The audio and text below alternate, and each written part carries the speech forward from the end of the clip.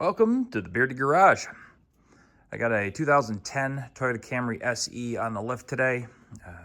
The job we're going to be doing is a brake caliper. We're actually going to replace both of them. You might ask what led to this. Well, it's actually kind of a silly story, and I guess I'm kind of lucky that it didn't turn into a bigger problem. So, my brakes have been, I haven't had great brake feel in quite a while, so on a hunch, I took a tool that I use for one of the Porsches. This tool here actually measures moisture in the brake fluid, so you just stick it in the brake fluid container. You pull the cap off the end. It's got these two little electrodes that go down in it. It'll tell you where the moisture level is. You know, say, hey, 0% is decent. You know, less than 1%, 2%. It gives you kind of ranges of what you should do, and then it says on here what you should do. Now, it went right off the scale, telling me that, oh, it's an emergency. I have way too much moisture in there. Now, I've never changed the fluid in this particular car. I've owned it 4 or 5 years. So first thing I did is said, well, I'm gonna bleed the brakes.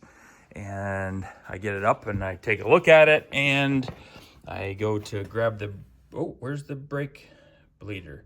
Yeah, well, I sprayed Kroil on it a few different times and it just broke off. So, so yeah, I've got some bad feel in the brakes. I think the fluid's old, and might as well just get a couple new calipers. Now, part of this we're going to try today. I've got 2 new calipers on the rear, maybe from last year. One of the things that we're going to try is I picked up a new tool. This is a pneumatic brake bleeder that I got from Harbor Freight. And then it's like a gravity feed for the new fluid. So we're going to try that. And hopefully I'll get to show you both, show you how I get this done, and show you a couple of tips and tricks along the way. That's about it. Follow along. All right, we're going to take a look at what we got here. I have already taken the wheels off, obviously. I'm simply popping the lug nuts. But what I'm going to show you is, in order to replace this caliper, we're going to take off the, these are the caliper bolts. There's one here and one down below. And then there's actually a bracket here and down below. Now, what we're doing in this job today, oh, and then there's actually the brake line that connects to the back of the cylinder here. What we're replacing it with, so I picked up a couple of, this is the passenger ones. This is the one we're working on right now. That's what the caliper looks like. When you pick these up, make sure they have all the bolts you need. This one I happen to buy with a bracket. I also went the extra step just because my car's rusty. I bought the caliper bracket bolts as well. The next thing to check is, so this is a banjo bolt. If you don't know what a banjo bolt is, it's actually just merely, I'll screw this here. Oh, you can see it. It's merely just a bolt with a hole in it that allows you to connect lines to a bolt to get fluid in it. So the whole idea is the brake line connects here. A brake line is a round unit that clamps around here. Either side of it has a crush washer, and you just tighten her down. So banjo bolt, you'll find that very often these and these are different sizes. So some of the most common I've seen on a whole bunch of cars, the caliper bolts are 14s. Camry is probably 14 and 17 for the bigger one in the back here for the bracket. And then you'll find it's a different size for the banjo because you can see it right here and they don't want you just popping it off. That's what I've always suspected. All right, looks like I was lucky. These caliper bolts are 14s, so we're going to try taking this bad boy off. Just connect the one down below.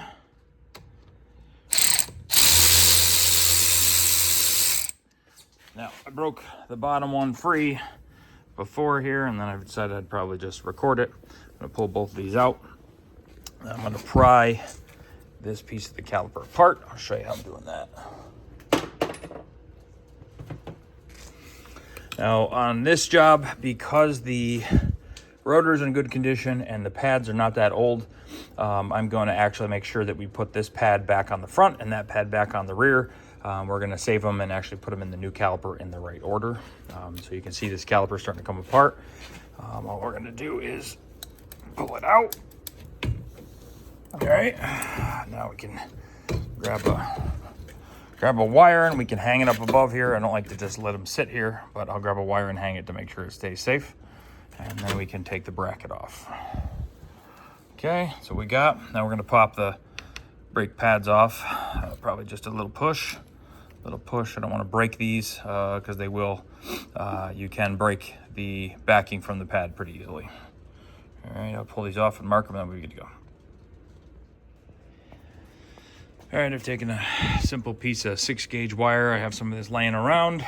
All I did was run it through here and hook it up to the spring up above, just to keep it. I want to keep the pressure off that brake line, especially since we're using it, right? If you've seen any of our videos in the past, we always pull out and grease these caliper pins. These ones are rock solid, so I actually can't even move them. So we're just gonna pull this bracket, and then I'll show you the difference between this one and the new one. The bolt here, there's one on the back, 2 on the back, 1 on each side, is also a 17, so.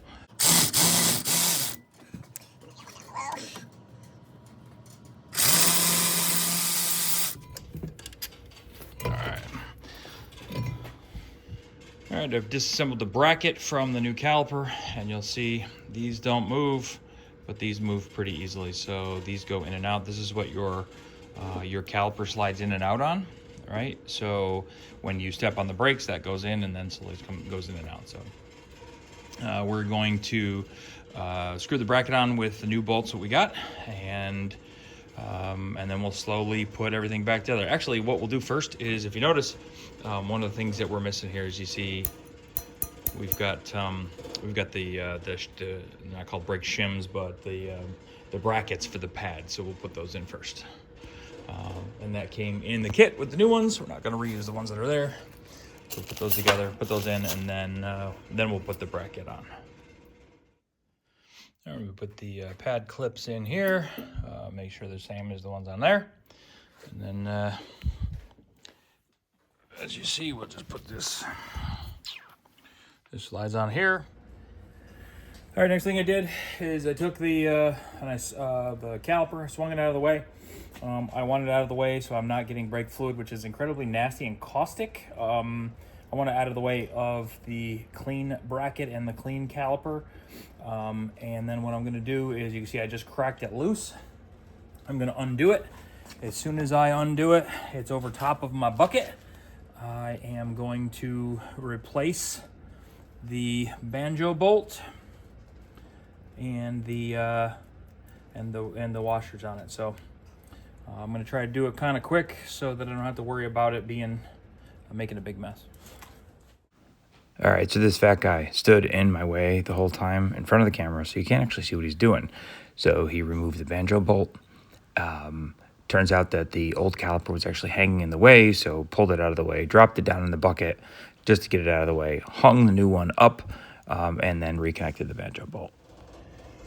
All right, so not hanging this caliper, the pads aren't even in yet. I just put the top, the caliper bolt in just loosely, just to hold it, just to show you. I have the bolt in the back. I got the banjo bolt in, but you can see all the brake fluid that kind of leaked all over there. Like I said, that's some crappy stuff. So first thing I'm going to do is I'm going to spray the crap out of it with some brake cleaner. All right, just clean up that spot a little bit. I don't want it on anything. I don't want it making my brakes not work effectively. I'll take some dry paper towels, that alcohol dry up quick. Now we'll put the pads in. So I did check. This is a 12. This banjo bolt that came, at least on this one, was a 12 millimeter. And now we'll grease them up, put the pads back in, and then we're gonna have to, of course, bleed the brakes. Make sure there's no error in the lines. All right, before reassembling, as you should know, you want some grease. Put some grease in the brake pieces where they're gonna slide back and forth. So they're gonna slide in and out, right? With the caliper. You don't want them squeaking, and then you want on the back of the pads where the caliper actually touches the pads. Do that on both sides, reinstall the pads, and then we're just gonna bolt that caliper right back in place. All right, here's a view from down below. What I want to point out is when you assemble and you put that banjo bolt in, the way the brake line works, it actually has this little hole on the end of it to kind of keep it in place. So once you fit those two pieces together, you just tighten her down. All right, she's all back together. Pads are back on, bolts are tightened down. Now we're gonna have to drain it, but let's do the other caliper on the driver's side first. All right, so I did the driver's side, I did the passenger side, then I did the driver's side, and I recognized something really simple that I'm an idiot. Before this goes very much farther, I'm gonna go and fix it and point out why. So I had noticed this and I didn't think anything of it. So if you see this little piece right here, what the heck would that be? Oh, well, it's probably, and I found this on the other side, that is a set of washers from the other side. So I actually, unfortunately, left the washers on and put the copper cross washers on. So my guess is it wouldn't cause a whole lot of problems, but there's no reason for it to be there. I'm just gonna disconnect it, yank that stupid thing off, and put the copper ones in. See, everybody makes mistakes. All right, now it's time to bleed the brake line. So I got this new kit here. So here's how it works. It's a pneumatic brake bleeder by Holt. I got it from Harbor Freight. They make a bunch of different kinds. I actually have a Mighty Vac variant of this, but just the Mighty Vac pump. I think it just creates too much suction. I want to try this one instead because I got some pretty good reviews on it from some friends. Particularly my brother-in-law said it was awesome. So here's what you do. You fill up the container here with new brake fluid. This just comes apart. It slides together. You just fill it up and screw it on. And we'll open the cap here. We'll hook up the pneumatic line here. And at first, all we're going to do is we're going to use the suction end, and we're going to try just suctioning out whatever we can get out of there. And then we're going to go over to the bleed valves on each wheel. And we'll try, sucking all the air out. So follow along. To give you an idea how this thing works, I got her hooked up. I open the suction valve, right? Air out. Air suction in. You can see it. All right, so we're gonna take this. And we're gonna snake it down in here. Let's see if we get any fluid. And we're getting quite a bit.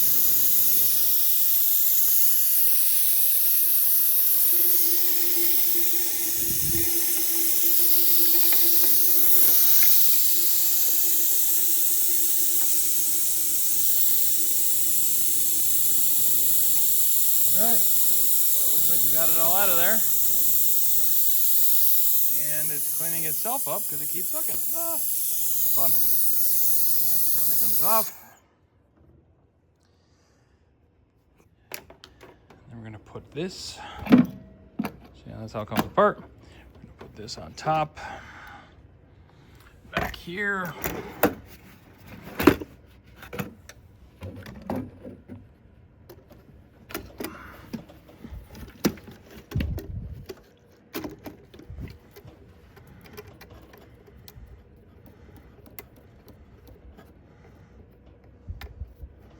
Did check a little bit first. This is, crosswise is off. So that is currently off, but we're gonna need a little bit in there for the next piece.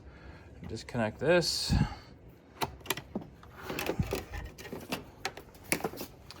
I'm gonna put this in here now. Just to make sure it drains a little bit. I'm gonna come over here and we grab this one.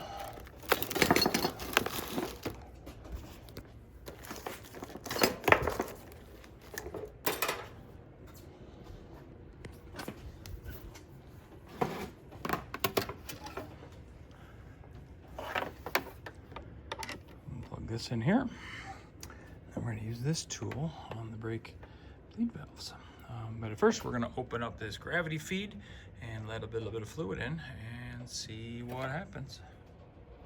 All right, I'm under the car. I got my toy with me. I am starting at the passenger rear. Typically, we go from passenger rear, passenger front, driver front. All right, here's how I use this tool. I'm gonna start, grab an 8mm, open end wrench here, and I'm gonna crack it loose. And crack it means don't pull it very hard. All right, I'm gonna gonna take the suction tool and I'm gonna put it on the nipple. All right, and then I'm gonna turn her on. It's only on maybe a third of the way. And I'm gonna hold this while I turn it, and hopefully you'll see. Yay, come on baby, where is it? There you go. You just gotta turn a little bit. And then we'll just wait for it to clear. You want it to clear out, and then we should be good. That's how this tool is used. Pretty easy, huh? Once you're satisfied while she's still running, we're gonna close this down. Oops, I think I opened it a little too much. All right, close her down. Ugh. All right, we'll turn off the suction. All right, we'll come down here. And what I'm gonna do is, I like to look. You'll see some in the line right here. See how clear that is in the line? Means we probably got a pretty good amount of the junk cleared out. So I think this one's good too. So pull it off, make sure she's tight, and then we're done. All right, we're back up top. You know, I probably should show this a little bit earlier before I started, but hey, at least you know now. So I opened this, and I opened it until after I sucked everything out, I opened it until the fluid hit the bottom of this piece, which is about the max line. So it stops, even though it's open. So the idea is, as soon as it starts to go out, more feeds out of here. So as you're sucking it out from each of the bleeder valves on each of the wheels, you are filling it with fresh fluid, so it's never actually sucking air into the lines. So that's how you do it. Once we're done, turn this valve to off, loosen her, and should be able to just pick her up once it's loose. And that is it. I'll grab a paper towel so we don't spill it. That's it. We blew the brakes. Woo. That was a quick video here in the bearded garage. We replaced a couple calipers, tried out a pneumatic brake bleeder, and got everything working again. So if you like what you saw, smash the like button, hit subscribe, and we'll see you again soon. Thanks for tuning in.